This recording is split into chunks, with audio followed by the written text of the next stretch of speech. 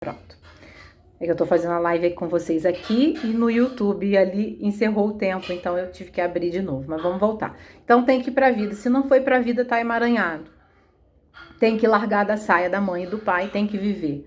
Eu reconheço a minha vinculação e sigo e parto. Não preciso tá todo dia, todo final de semana junto, almoçando junto. Às vezes é um desgaste para mim, é um desgaste para minha mãe, é um desgaste para minha esposa. Tem conflito, tem briga. Não, eu tenho que estar ali porque família é tudo. Eu tenho que manter essa informação de que tem que estar tudo bonitinho para os outros olharem. Não é. A família que precisa estar organizada é a família que você traz dentro de você. Isso precisa estar em ordem, isso precisa ter o seu lugar, isso precisa ser amado. Não amor romântico, né? O amor de comercial de margarina, mas o reconhecimento de que eu tenho aqueles pais que são os pais certos para mim, que nessa história cada um tem o seu lugar. Então eu organizo essa história dentro de mim, eu não forço uma barra fora, lá fora. Por isso eu preciso ir. E aí não é nessa... Eu tô falando da forçação de barra, porque essa pergunta, às vezes eu recebo no direct, e os clientes trazem esse tema. Ai, mas eu tentei, comecei a ir na casa da minha sogra, e ficou pior ainda. Meu marido começou a brigar com ela, a coisa ficou mais pesada, e a gente começou a brigar também. Por quê, gente? Porque muitas das vezes esse movimento é um movimento meu de querer consertar a família do outro, e querer consertar a minha própria família. E eu não tenho que consertar a família do outro, que eu já tô grande demais.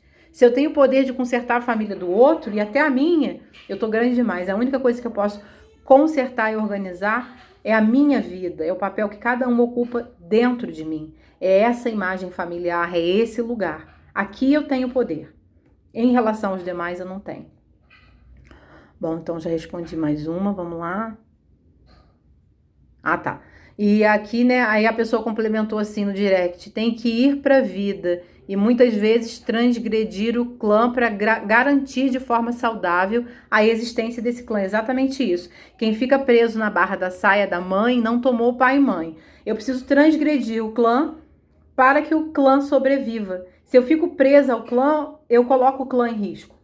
Eu preciso ir, eu preciso romper, transgredir. Papai e mamãe, vocês fizeram assim. Beleza, eu respeito e agradeço, mas eu vou fazer desse jeito. Não porque eu sou melhor, mas porque eu consigo hoje ver o que vocês passaram, como isso foi difícil para vocês ou para nossa família. E aí eu posso fazer diferente. Essa transgressão, ela é positiva. Quando a gente reconhece o quê?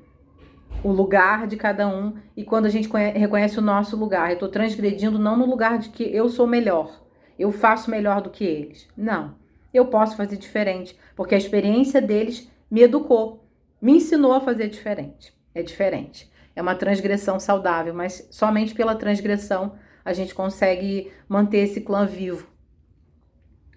Tá. Mesmo que sua família seja muito... Tá.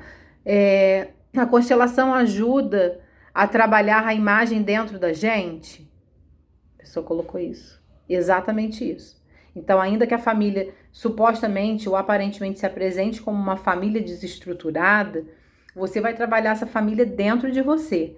E quando eu trabalho a minha família, o papel de cada um, a minha história, a história transgeracional, o drama familiar, o script de vida, e tem vários nomes que a gente pode falar sobre essa história da família, quando eu começo a trabalhar isso dentro de mim, eu começo a ir para o meu lugar e entender o lugar de cada um, o papel de cada um.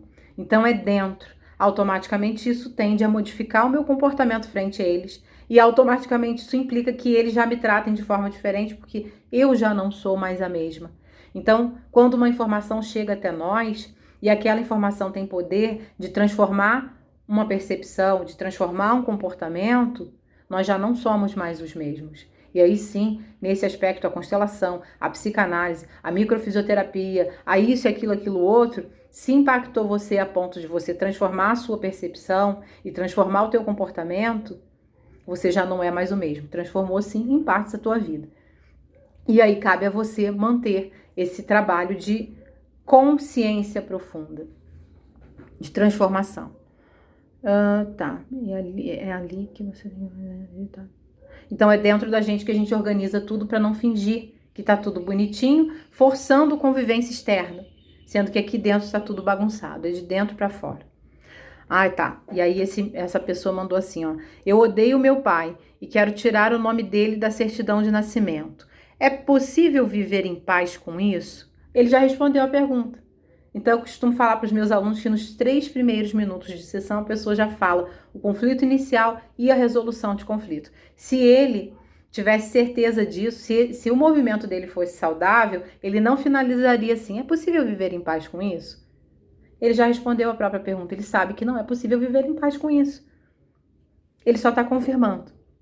Então, existe um movimento na alma e existe um movimento de destruição, uma pulsão de morte e uma pulsão de vida. Isso aqui está explícito na pergunta que a pessoa fez. Então, tem um movimento destrutivo e tem um movimento construtivo, tá? Ele mostra o que ele está fazendo. E ele mostra também nessa frase o que ele precisa fazer para ele sair do sofrimento que ele vive. Então, é uma pessoa que vive um sofrimento muito grande. Tem vários sintomas físicos, psicológicos e emocionais e vive essa dinâmica envolvendo a exclusão do masculino, a exclusão do pai. E se eu excluo o pai ou se eu excluo a mãe, é possível viver em paz? É claro que não. Eu preciso ter a função paterna e a função materna dentro de mim. A força da mãe, a força do pai, a força do masculino, a força do feminino. Mas o meu pai não valia nada, ele foi embora, eu nunca vi. Ou então ele era um usuário de drogas, ou então ele batia na minha mãe. Aquele homem batia. Mas o teu pai, e aí eu tô falando da função, da força, te deu a vida. Ele não era só o homem que espancava, ele também foi o homem que te deu a vida. E alguma coisa, por menor que seja, esse homem tem de bom. Tanto tem que ele fez você. E aquela mulher também. E ele tem uma história atrás dele, que fez com que ele entrasse nesse papel aí. Quando a pessoa, a Rosemary está perguntando, quando a pessoa é o excluído.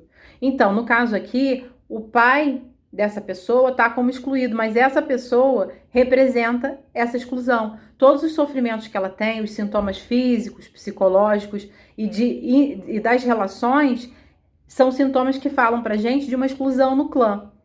Então, assim, como eu excluo meu pai, eu também me excluo da vida. Todos os sofrimentos que eu tenho me levam para o polo da exclusão.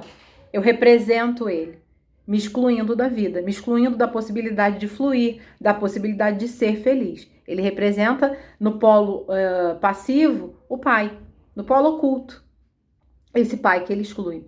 Então aqui o trabalho é trabalhar o quê? A função do pai, do homem que deu a vida, do homem que tem algo de bom, que não é só o bêbado, que não é só o dependente químico, que não é só o traidor, sabe? Ele tem essa função o que a gente pode trabalhar com ele? Algo além do personagem. Então, se a gente diz que quando a gente chega numa história, a gente está representando um personagem, atrás do personagem existe uma pessoa. Então, eu vou trabalhar com o meu cliente a pessoa, não o personagem. O personagem é a máscara, é o papel que ele representa. E eu posso representar um papel de uma pessoa muito ruim. Isso não quer dizer que eu seja 100% ruim. Tem um conto maravilhoso aqui que um dia eu vou ler para vocês que fala sobre isso. De um livrinho que eu tenho aqui que eu uso nas sessões. Que são livros de contos. Então, os contos, eles falam muito na nossa alma. Esse conto em específico eu vou ler e vou compartilhar no IGTV do Instagram. Então, essa é a última pergunta. Terminamos por aqui. Terça-feira que vem a gente volta, 8 horas da manhã, com perguntas e reflexões sobre um determinado tema. Eu tô deixando aberto as lives, porque eu vou recebendo as perguntas ao longo da semana, e aí eu faço uma seleção. Na live de hoje nós vamos falar sobre isso. Aí na quinta, na live com a Gislaine, nós vamos falar sobre um outro tema, que aí hoje é terça, até amanhã eu já compartilho com vocês nos stories. Ok, gente linda? Se vocês gostaram da live, compartilhem, marquem as pessoas lá no IGTV, no Instagram e aqui no YouTube, marca aqui no lugar ali de marcar. Quem não está inscrito no canal do YouTube, se inscreva lá, porque quanto mais seguidores eu tiver, agora eu consigo fazer gravadas lives, eu vou poder fazer live ao vivo. Então, gente, curte lá o canal e compartilha com as amigas, se for útil para vocês, se vocês acham que eu entrego algo que pode auxiliar. Então, o canal no YouTube é Instituto Érica Lopes. Daí colocou, já aparece o meu canal lá. Ah, eu amo conversar com vocês, eu amo responder vocês, eu amo quando você está aqui. Minha tia está aqui na live hoje de novo, da torcida. Rosemary, gente querida que tá aqui, tem um monte de gente conhecida, Daniele, Ellen, Simone, beijo pra vocês, Ana Paula, até quinta-feira, 6 horas, hein? Espero vocês.